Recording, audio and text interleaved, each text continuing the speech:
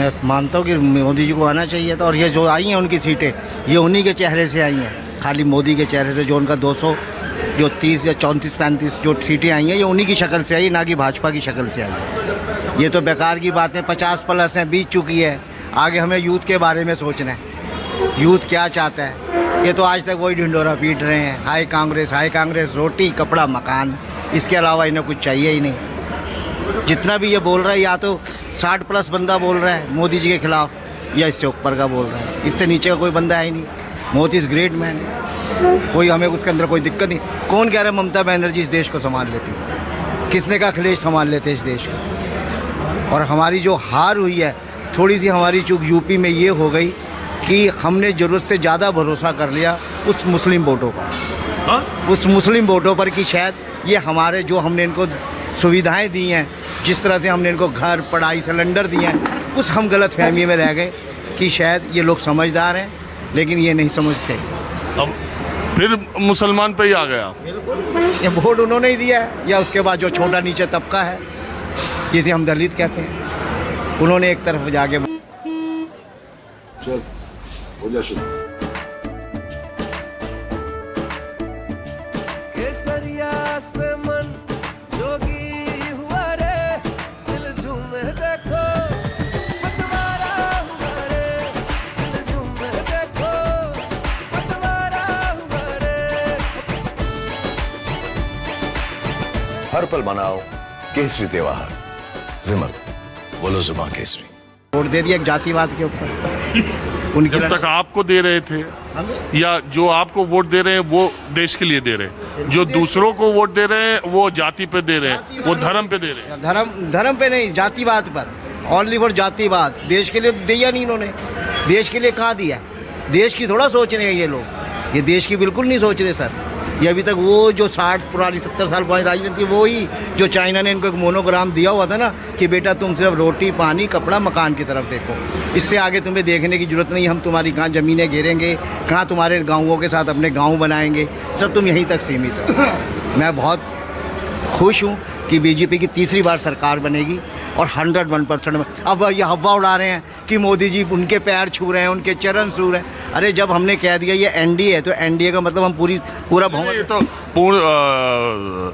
चुनाव पूर्व गठबंधन है, अलायंस के साथ चुनाव लड़े, उसमें क्या बात? उस गठबंधन को तो मेजोरिटी मिली, बिल्कुल मिली हुई है। और ये कहते हैं वो उधर करवट बदल, वो सोशल मीडिया को छोड़ो, वो यही लोकल, ये भी वही राग गा रहे हैं कि मोदी जी उनको फ़ोन कर रहे हैं, वो उनका फ़ोन नहीं उठा रहे, मोदी जी। अरे यार, इतना सोशल मीडिया पर सब चल रहा, उसकी बात छोड़िए। बहरहाल आपको लगता था कि ऐसा नतीजा आएगा? बिल्कुल लगता था। मैं तो 14,000 रुपये जीता भी हूँ, एनडीए आएगी, पर मैं रियल बता रहा हूँ। और परसों हमारी पार्टी भी है, जिस दिन शपथ ले लेंगे उस दिन हम पार्टी करेंगे जाके। 14,000 रुपये जीता हूँ मैं इस पर। बीजेपी की 240 आएगी। 240 नहीं, हमने कहा था कि एनडीए लाएगी 273, जिससे हमारा बहुमत, मतलब एनडीए से बहुमत सिद्ध हो जाएगा और हम सरकार बनाने काबिल हो जाएंगे। 14,000 का पार्टी कीजिए, तो असली तो फायदा आप ही को है। आइए आइए, इधर आइए। तो आ चुके हैं एक बार आपके पास। आइए ना, कोई बात नहीं है। इतनी ज़्यादा गर्मी है कि यहाँ कॉफ़ी हाउस में हमारा कार्यक्रम भी हो जाएगा, राय भी हो जाएगी। इतना हम 2 महीने 4-3 महीने से इतना टहलते टहलते हम भी थक ही गए हैं।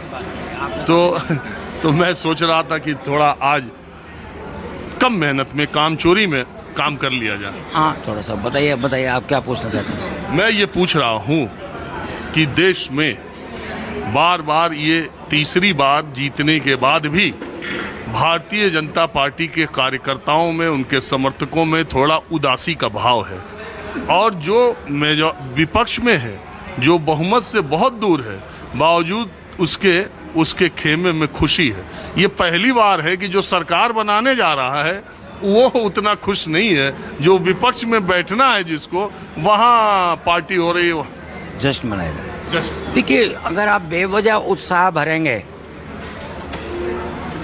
2014 में आपने उत्साह भर दिया, ये एयरिंग ऑफ बलून था, आपने गुब्बारा निकाल दिया।